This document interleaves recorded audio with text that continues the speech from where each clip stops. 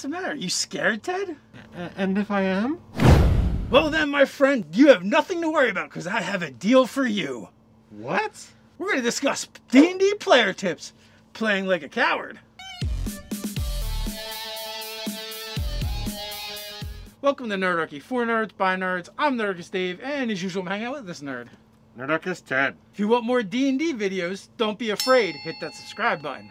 And if you want more Nerdarchy, then charge towards that notification bell so those videos keep flowing right through your feed. Before we jump into today's video, D&D tips for players, playing like a coward, I want to take a moment to thank our sponsor, Campfire Technologies. It is a world building and authoring tool that's amazing with a huge community over there. It's going to help keeping your worlds organized so much easier, especially if you're disorganized the way we are. You know, if you got, characters, plot lines, timelines, all of these kind of things can be organized. The system is designed to give you prompts and to keep it all there. Once you put it in all these places, or once you fill out all of these areas, it's going to keep it all nice and neat and organized for you. It's going to help prompt you. It's going to give you so many great tools. You definitely have to check out Campfire Technologies. It's easy to use. It's intuitive. They have a 10-day free trial. They have another 10-day money back guaranteed, so you can check this out for 20 days. You have nothing to risk. See if it works for you. See if it's the right tool to put in your toolbox. There will be a link down in the description. With that, let's jump back into our video. Alright, so we're talking about playing like a coward. And obviously, like when you get into the, oh, my character is scared, or, the player is scared, there's lots of different ways to interpret, how that's going to flow over the course of a game. I want to say there's like two different ways to look at it too. It's like the good way that is helpful to your game and to the experience, and the bad way that is going to kind of be not so great for your gaming experience. Yeah, detrimental to, the overall session in general.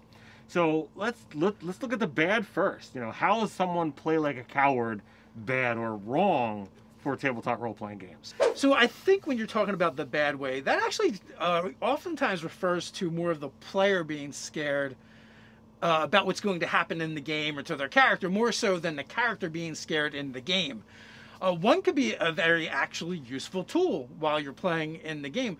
But outside of the game, when your character, or not so much your character, but when you are afraid to do things in the game and interact with the world and want to run away from everything, want to hesitate all the time, it drags down the tabletop experience for everybody. It slows down the game. You can't make any forward progress because you, the player, is afraid to interact with anything in the world because you don't want anything bad to happen to your character. Yeah, so if you're trying to sneak through every encounter, trying to, painstakingly investigate, every square inch of the floor, wall, ceiling to make sure there are no traps, you wind up slowing down the progress of the game as these little, nuances are like, okay, well, what do I find here? What do I find there? And it winds up, having a less fun, less enjoyable experience for everyone at the table, all because you're worried about what are the ramifications for what is essentially a game. Yeah, and we're not saying your character should never run away from monsters or try and sneak past the guards or do things like that. What we're really speaking to is when the player chooses to not engage with the game world, right, and find ways to avoid that at all costs. At a certain point, you're not really doing anything anymore. The players are interacting with themselves, but nothing in the game. They always seem to be like trying to circumnavigate it instead of engaging it. And that becomes problematic because it's not exciting, it's not fun. And also, you tend to just throw out everything your dungeon master has put together for you as well. When you're looking at a game, that fear and cowardice are legitimately a major aspect of the game. When you start getting into the horror genre and these elements where the characters really should be scared, they really should be experiencing fear. Like, there are bigger rule sets, rule systems, different layers in how you're going to react. But in typical games like D&D and Pathfinder and these other fantasy-based RPGs, it's a small section. Like, very few things are fearsome and terrifying, as these names would imply. You might have spells or effects every once in a while that go off that cause these, but a lot of the time it comes down to a player making a choice, or a character, who seems overcome, with these emotions. And that ultimately comes down to the player deciding, well, I think this is the way my character is going to act. So when you make these decisions and say, okay, I'm going to be scared here and I have just cause, okay, let's get into it, let's role play that. But as long as you're doing it constructively, that's great. Yeah, so we're talking more of like the idea that it seems like the player doesn't really trust their DM very much at all, which that's that's where it becomes kind of problematic. They're anticipating like the DM is always out to get them, so they play the game that way.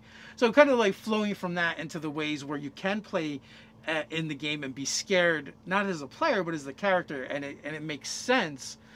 For instance, we mentioned running away. Well, there are times when it's appropriate to run away. If you're a low-level adventurer and you encounter a dragon, yes, you should probably want to hide from that or run away from it or talk to it. Like, you shouldn't want to fight it. Right. But so here's the thing. You encountered this powerful creature or something you perceive to be a powerful creature. You run away. Maybe you go back to the town or the city, and then you start like studying up the lore on the monster, like they do in Supernatural all the time, to try and figure out its weakness or whatever. So like, you're not saying I don't want to interact with the game or the monster.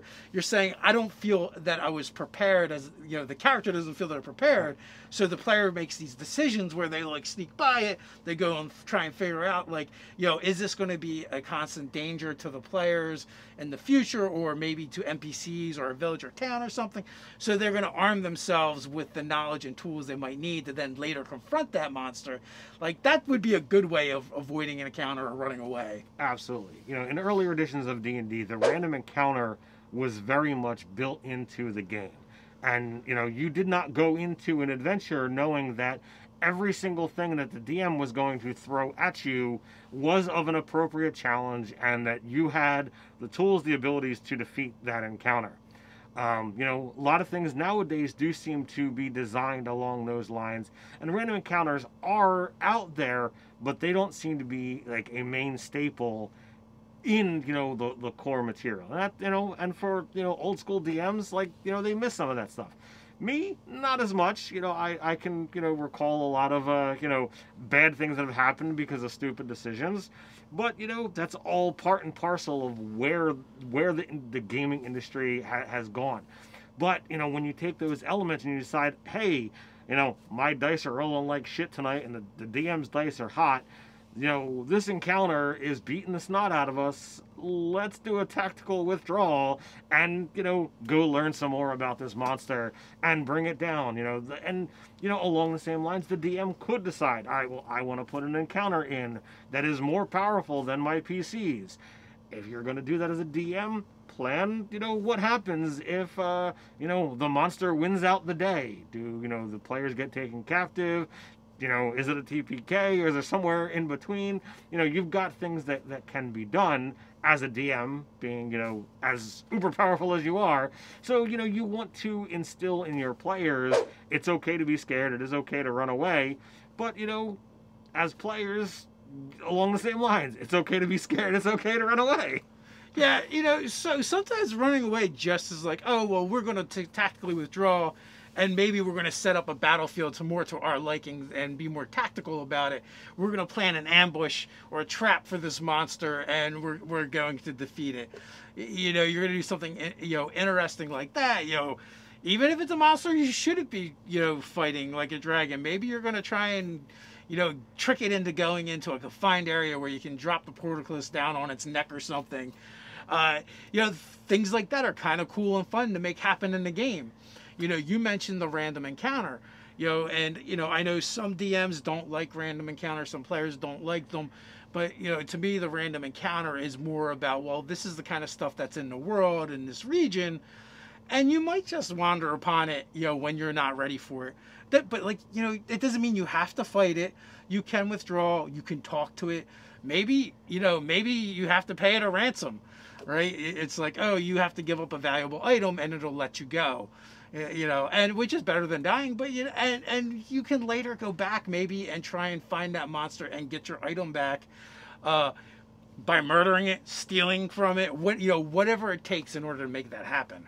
You know, these things where what is a stumbling block, a hiccup, a hillock in the way, wind up adding to the story. It allows you to create things, and when a PC gives up a treasured possession, you as the DM know, okay, well, that's something that they're going to care about. They're going to want that back, and you can then write the story, and you could have this fun adventure of, oh, well, the giant traded it to the dragon, and the dragon traded it to the demon, and the demon, oh my god, what? So you wind up going on this long quest, to get this item back that, is super important to the PC. And maybe by the time they get it, it's even better than when, when they had given it up. So you can have these fun elements all because, this random encounter happened. Yes, RPG narratives are fluid. They're not set in stone. They're not already written. You don't know. Sometimes you just don't know how the players are going to interact with the story as a dungeon master. Sometimes you don't know how randomness is going to interact with the story, and that's what a random encounter is. There's other ways to inject it in. We use this dice in the game. These are other elements that, the GM and the players alike could not have control over, and they change the narrative in interesting and new ways, which is perfectly fine. You may or may not like that game style, but it's perfectly valid. So when we're looking at these elements of the good and the bad, honestly, it's got to come down to communication between the players and the GMs. When we look at these games, a lot of players who are learning to run games these days, they might not be aware of random encounters and overpowerful monsters. A lot of times, if you're used to playing video games, these big uber monsters are out and about in the world that you have to go find. They're hidden. They're not just walking the countryside, or at least they weren't in the days that I played a lot of video games. So this is where a good session zero will come in, and you can notify your players, this is the kind of thing that I'm expecting, so this is the kind of thing that you should be prepared for. Exactly. So let us know. Tell us your best coward stories from your D&D games, or whatever your favorite tabletop role-playing game is. If you like this player tip video, check out this one here, 7 Habits of Highly Effective D&D Players. And if you're not looking to gamble with your game, then you might want to check out Nerdarchy over on Patreon, where we're creating products for DMs and players alike over on Patreon. That's not all. We do weekly Patreon-only live chats, monthly giveaways our patrons are automatically entered, and more. So until next time, stay nerdy.